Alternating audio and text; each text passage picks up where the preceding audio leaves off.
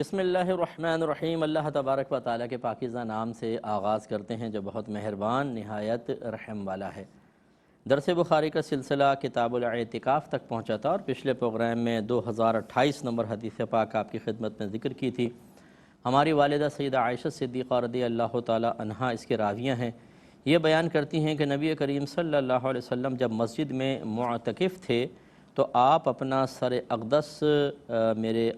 معتکف تھے، آپ نے سر اقدس میرے قریب کیا تو میں نے اس میں کنگھی کی اور میں اس وقت ایام مخصوصہ میں تھی۔ تو اس میں ہم آپ کو بتا رہے تھے کہ ایک بات تو یہ کہ آپ کا حجرہ چونکہ بالکل مسجد سے متصل تھا، ایک کھڑکی تھی اور اس میں میرے آقا مسجد میں رہتے ہوئے ہی اپنا سر اقدس اس طرف کر دیتے تھے اور سیدہ عائشہ صدیقہ رضی اللہ تعالیٰ عنہ کنگھا کر دیا کرتی تھیں، اور کنگھا کرنا زینت میں شمار ہوتا ہے، جس سے معلوم یہ ہوا کہ نبی کریم صلی اللہ علیہ وسلم نے ہر قسم کی زینت کو منع نہیں کیا، صرف ناجائز زینت منع ہے۔ جائز زینت اختیار کرنا مرد کے لیے بھی جائز ہے، اور ناجائز زینت مرد کے اعتبار سے ہی ہوگی کہ ایک تو ایسی تمام زینتیں منع ہوں گی جس میں عورتوں سے مشابہت ہو، جیسے پونی بنا لینا، پیچھے دور سے دیکھے تو گمان ہو کوئی سسٹر کھڑی ہوئی ہیں، قریب آئیں تو برادر نکل آتا ہے اور صدمہ ہوتا ہے مطلب بعض لوگوں کو کہ یار یہ کیا ہو گیا۔ دوسرا پھر وہ ٹاپس پہن لینا، ناک کی نتھ لگا لینا، آج کل تو بڑے، اور پھر انگوٹھیاں، اچھا چھوٹی انگلی کا ناخن تھوڑا سا لمبا رکھ لینا، اسی طریقے سے عورتوں کے کوئی لباس وغیرہ اختیار کر لینا، یہ سب عورتوں سے مشابہت کی وجہ سے منع ہوں گے۔ اور اسی طرح کندھے سے نیچے بال رکھنا مرد کے لیے منع ہے، کیونکہ یہ عورت سے مشابہت ہے۔ میرے آقا صلی اللہ علیہ وسلم کے بال اقدس کندھوں تک تو تھے، یہاں ٹچ کر لیتے تھے، اتنے بعض اوقات سرکار نے بڑھائے ہیں لیکن کندھوں سے نیچے ثابت نہیں ہیں۔ اس لیے جو یہ ملنگ بنے پھرتے ہیں نا، یہ مطلب یہ کہ صوفی بنتے ہیں اور لمبی لمبی زلفیں جو کندھوں سے بھی نیچے جا رہی ہوتی ہیں، یہ بالکل خلاف شرع ہے اور عورتوں سے مشابہت کی بنا پر وعید کے اندر داخل ہے۔ میرے آقا صلی اللہ علیہ وسلم نے ارشاد فرمایا کہ جس مرد نے عورتوں کی مشابہت اختیار کی، یا جو عورتیں مردوں کی مشابہت اختیار کریں، ان پر اللہ کی لعنت ہے۔ تو یہ اب اندازہ کریں، یہ کوئی معمولی چیز نہیں ہے۔ زلفوں سے مذہب کا کوئی تعلق نہیں ہے کہ کندھوں سے نیچے لمبی سانپ کی طرح زلفیں ہل رہی ہیں تو وہ بڑا صوفی ہوگا، بڑا بزرگ ہوگا۔ جو نبی کریم کے حکم اور آپ کی سنت کے خلاف چلے، سمجھ لیجئے کہ اس میں اور بزرگی میں 100 کا آنکڑا ہے، اس کو کہتے ہیں نا کہ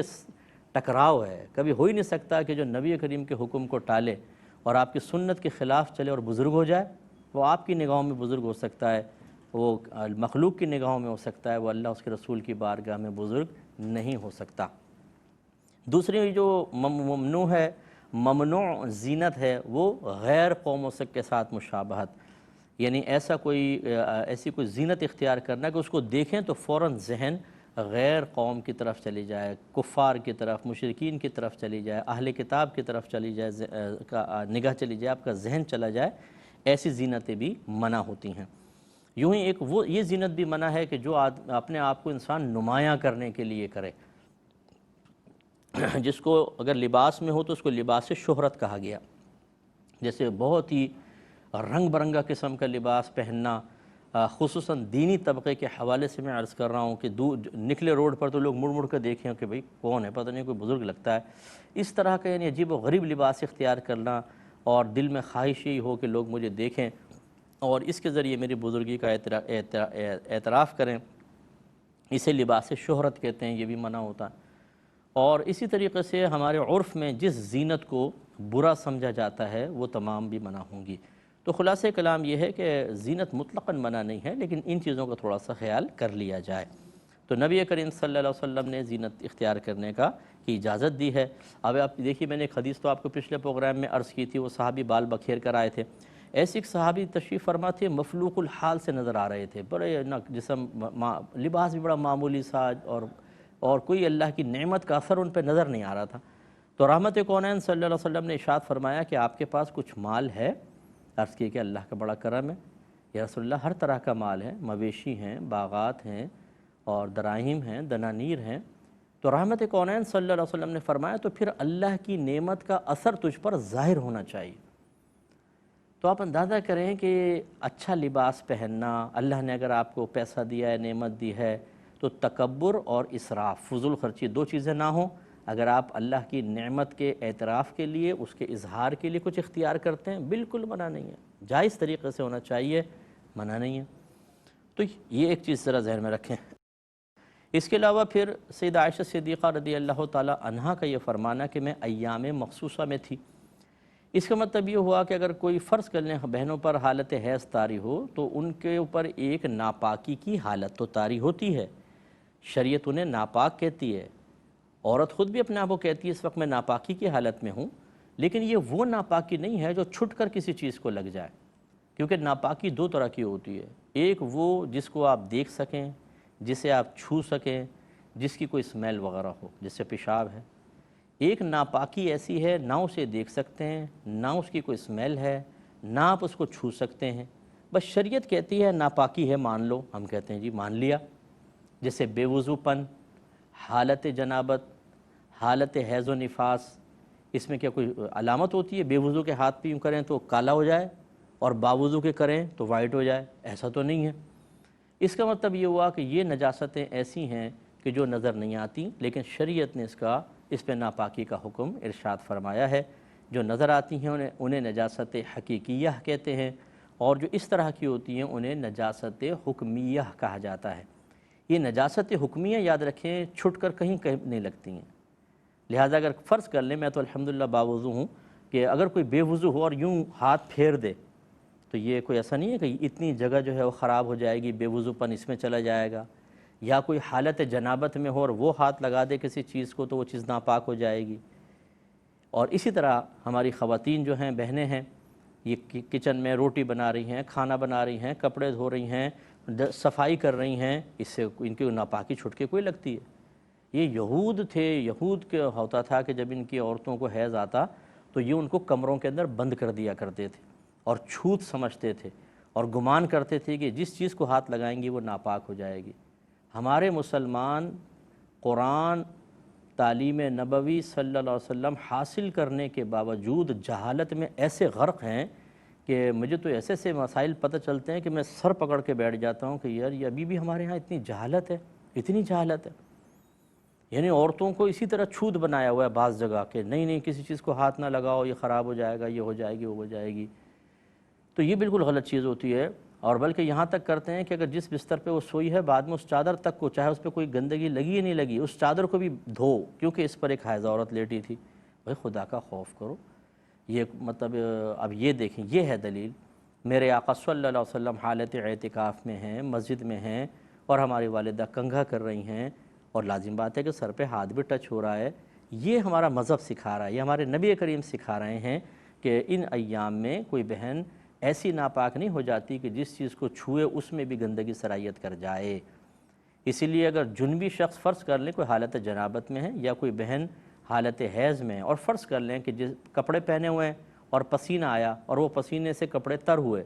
اب اگر وہ کپڑے اتاریں یہ کپڑے پاک ہی رہیں گے، جب تک کہ ان پہ کوئی ناپاکی نہ ہو تو یہ پاک رہیں گے۔ حالت حیض میں کوئی عورت ہو یا حالت جنابت میں کوئی مرد ہو، ان کا بدن پاک ہوتا ہے، یعنی چھو لیں تو ایسا نہیں ہے کہ کوئی جگہ گندی ہو جائے، اس اعتبار سے کہہ رہا ہوں، اور ان کے اوپر جو جسم پہ کپڑے ہیں وہ بھی پاک رہتے ہیں، حتیٰ کہ ان کا پسینہ بھی پاک ہوتا ہے، جیسے ایک عام غسل کیے ہوئے شخص کا پسینہ پاک ہوتا ہے۔ صرف ایک ناپاکی کی حالت ان پہ طاری ہوتی ہے جسے اس لیے ختم کرنا ضروری ہوتا ہے تاکہ آپ نماز کے قابل ہو جائیں، بس نماز کے قابل ہو جائیں۔ اور عورتوں کے اندر خاص طور پہ حالت حیض میں چونکہ اپنے مطلب شوہر سے جسمانی تعلق قائم کرنا منع کر دیا گیا، اس لیے اس تعلق کے لیے بھی وہ حالت ختم ہونی چاہیے، جبکہ جنابت میں تو یہ بھی نہیں ہے، اگر کوئی حالت جنابت میں ہے تو جسمانی تعلق قائم کر سکتا ہے۔ تو اس لیے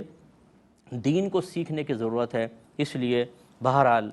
جو ہمارے بہن بھائی ہمیں سن رہے ہیں تو خدا را آپ بھی ہمارے ساتھ اس جہاد میں شریک ہو جائیں۔ جہاد کون سا ہے؟ علمی جہاد، جہالت کے خلاف جہاد۔ زیادہ سے زیادہ کوشش کیجئے کہ جب آپ کوئی اچھا پروگرام دیکھتے ہیں، اس کی کوئی کلپ آپ کو پسند آتی ہے کوئی بات، تو وہ دوسروں کے ساتھ شیئر کریں۔ ضروری نہیں ہے کہ کلپ کر کے کریں، یوٹیوب پہ اکثر پروگرام ڈلتے ہیں اروائی کے، کسی کو ترغیب دے دیں یار فلاں پروگرام دیکھ لیا کرو، تو اس طریقے سے کچھ تو لوگوں میں شعور بیدار ہو، اور جن میں بیدار ہو چکا ہے، جنہوں نے پروگرامز دیکھے ہیں، آپ ان سے معلوم کریں کہ ان کی زندگیوں میں کس طرح انقلاب پیدا ہوا ہے۔ اب ہم دعا ہی کر سکتے ہیں ایسے لوگوں کے لیے جو ہمارے بہن بھائی بالکل مسلمان ہیں، نام کے مسلمان ہیں، نہ ان کو دینی شعور حاصل ہے، نہ اپنے اولاد کو دے رہے ہیں، اور اس قسم کی الٹی سیدھی باتیں خاندان میں چل رہی ہیں جس کو میں بدعت کہوں گا، کیونکہ جو قرآن و حدیث کے خلاف نظریات ہیں، خیالات ہیں اور آپ کے معمولات ہیں، وہ سب بدعت کہلاتے ہیں۔ اور بدعت بھی کون سی؟ بدعت سیئہ، بری بدعت، جس کے بارے میں نبی کریم نے ارشاد فرمایا کہ کلو بدعت ضلالہ، ہر بدعت گمراہی ہے، اور ایک روایت میں ہے کہ کلو ضلالۃ فی النار، ہر گمراہی جہنم میں لے جانے والی ہے۔ تو اس لیے کتنے لوگ تو اس طرح اگر پکڑنے پر آئے نا اللہ تعالیٰ، تو اس اپنے ان خیالات اور نظریات اور رسومات جو ہمارے خاندان میں چل رہی ہیں انہی کی بنا پہ جہنم میں چلے جائیں۔ یہ تو اللہ کا، میں ہی نہیں کہہ رہا ہوں جہنم میں جائیں گے، یہ میں نے جملہ ہی نہیں کہا، اللہ کا کرم شامل حال ہوگا تو بچیں گے، ورنہ بڑی بری حالت ہے۔ یا میرے آقا صلی اللہ علیہ وسلم اللہ تعالیٰ کی عطا، اللہ کی اجازت سے شفاعت کر دیں تو بیڑا پار ہو سکتا ہے، ورنہ اگر ہمارے علم،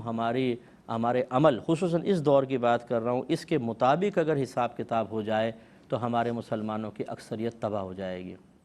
اچھا، اب اگر یہ ان کو بالفرض شفاعت سے، اللہ کے کرم سے آزادی مل بھی گئی تو یہ بھی ایک بہت بڑی سعادت کی بات ہے، انکار نہیں، لیکن اس سے کہیں زیادہ بڑی سعادت یہ ہے کہ اپنی زندگی نیک بن کے گزاریں، اچھے بن کے گزاریں، علم سیکھ کر گزاریں، اس سے نبی کریم بہت خوش ہوتے ہیں۔ اور یہ میں آپ کو ضرور عرض کر دوں، میرا مطلب یہ کہ قرآن و حدیث کی تعلیم کا نچوڑ جو میں نے حاصل کیا ہے وہ یہی ہے کہ اس قسم کے لوگ جو مطلب شفاعتوں سے یا دیگر چیزوں سے اللہ اپنے کرم سے بخش دے، ویسے ان کے معاملات ٹھیک نہ ہوں، یہ جنت کے نچلے درجوں میں ہوں گے۔ اور نبی کریم نے ارشاد فرمایا صلی اللہ علیہ وسلم کے بعض جنتی اتنے بلند مقام پر ہوں گے کہ نچلے درجے کا جنتی ان کو اس طرح دیکھے گا جیسے تم زمین پہ کھڑے ہو کر آسمان کے ستاروں کو دیکھتے ہو۔ آپ اندازہ کر لیں کہ پھر وہ اسفل میں رہیں گے، اگرچہ وہاں اسفل میں رہنے سے احساس کمتری نہیں ہوگا کہ جنت میں کوئی تکلیف نہیں ہے، لیکن جو بلند درجے پر ہوگا اس کو پھر انعام بھی بڑے بڑے ملیں گے۔ خصوصاً نبی کریم صلی اللہ علیہ وسلم کی مخصوص مجالس میں شرکت کی سعادت، جو وہاں مجالس ہوں گے جس میں نبی بھی ہوں گے، صحابہ کرام، اولیاء اعظام ہوں گے، اس میں ہر ایک کو تو رسائی حاصل نہیں ہے۔ تو اس لیے کوشش یہ کرنی چاہیے کہ ہم اللہ تبارک و تعالیٰ کی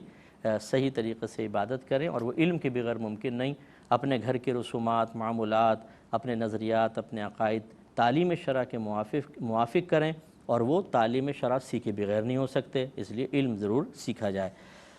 آگے باب قائم کیا ہے باب لا يدخل البیت الا لحاجۃ، معتکف کا بغیر ضرورت کے گھر میں داخل نہ ہونے کا باب، یا یوں کہہ لیں کہ معتکف صرف حاجت کی وجہ سے گھر میں داخل ہو سکتا ہے۔ اچھا، گھر میں داخل ہو سکتا ہے کہ مطلب پرانے زمانے میں چونکہ استنجا خانے مسجدوں کے ساتھ میں نہیں ہوا کرتے تھے تو لوگ اپنے گھروں سے ہی وضو کر کے آتے تھے، لہٰذا جو اعتکاف کرتے تھے انہیں یقینی سی بات ہے اپنے گھر جا کر ہی وہ مطلب ہے کہ وضو کریں گے یا غسل کریں گے یا دیگر جو ضروریات ہیں ان کو پورا کریں گے، تو پھر وہ ایسے ہی ہوتا تھا۔ اچھا، اسی لیے پہلے دور میں کیا ہوتا تھا، لوگ باہر نکلتے تھے تو تھوڑا سا اپنے منہ کو ڈھک لیا کرتے تھے تاکہ جو روڈ والے ہیں وہ ان کو روک نہ لیں،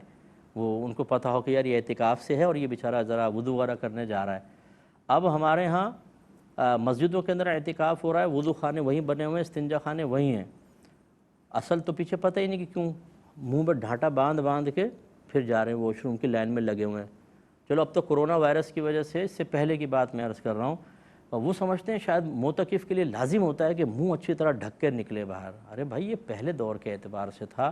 اور اس خطرے کے پیش نظر تھا کہ اگر ہم ویسی نارمل ایسے گھومیں گے تو کوئی بھی ہمیں روک لے گا، اور بلا ضرورت اگر معتکف باہر روکے گا اعتکاف فاسد ہو جائے گا۔ تو وہ ایک ظاہری علامت اختیار کر لیتے تھے تاکہ دیکھ کے لوگ ان کو نہ روکیں۔ تو یہاں لیکن مسجدوں میں اس کی ضرورت نہیں، تو وہاں پہ بھی بس کیا ہے، دیکھا دیکھی،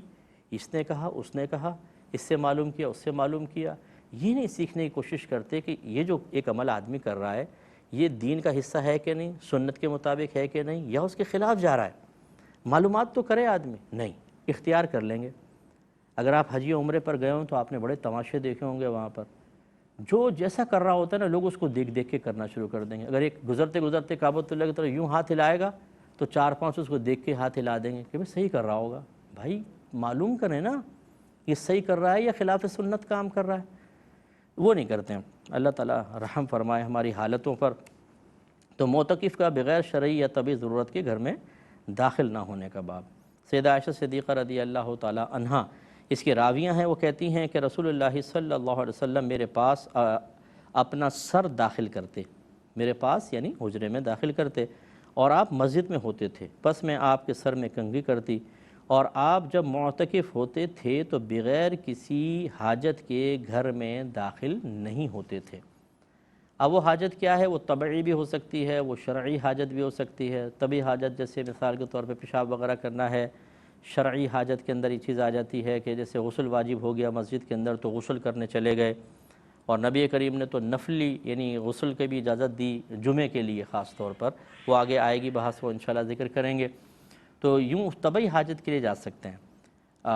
یہ بھی لکھا ہے فقہاء نے، جیسے اب ہماری مسجدوں میں واش رومز وغیرہ ہوتے ہیں،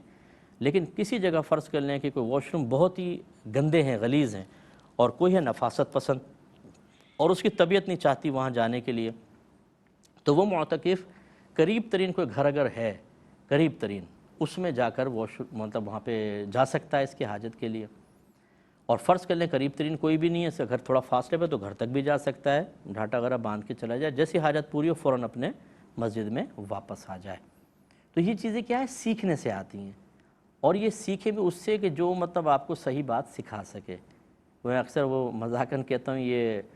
پپو پان والا یا ٹیٹا دودھ والا نہیں سکھائے گا آپ کو کہ کسی کے پاس بھی آپ جا کر بیٹھ گئے، پان والے کی دکان پہ، وہاں دو چار آدمی جمع ہیں، یار یہ مسئلہ ہے، اور انہوں نے کہہ دیا میں نے یہ سنا ہے، میں نے سنا، آپ نے انہی میں سے ایک لے لیا۔ بھائی اگر آپ 1 کروڑ کی انویسٹمنٹ کرنا چاہتے ہیں تو یہ پان والے کریں گے، آپ کی بتائیں گے کہ کہاں کرنی ہے اور کہاں نہیں کرنی، اس کے لیے تو آپ بہت ہی تحقیق کریں گے۔ لیکن دین کے معاملے میں کہیں سے بھی کچھ حاصل ہو جائے بس ٹھیک ہے، تو یہ چیز نہیں ہونی چاہیے۔ سیکھیں گے تو ہزارہا خرابیاں اور برائیاں انشاءاللہ دور ہو جائیں گی۔ تو اگلے باب کی طرف آتے ہیں۔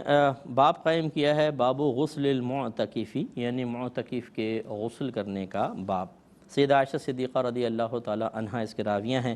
وہ کہتی ہیں کہ نبی کریم صلی اللہ علیہ وسلم اپنا جسد اقدس میرے جسد اقدس کے ساتھ رکھتے تھے، لگاتے تھے، اور میں اس وقت حائضہ ہوتی تھی۔ یعنی وہی مراد ہے کہ مطلب حالت حیض میں اور آپ ہوتی تھیں، اور نبی کریم معتکف ہیں، اور اس کے باوجود مطلب یہ کہ جسم اگر جیسے اب آپ کنگھا کر رہی ہیں، جسم ٹچ ہو رہا ہے، تو یہ حالت اعتکاف میں بھی ایسا ہوا ہے۔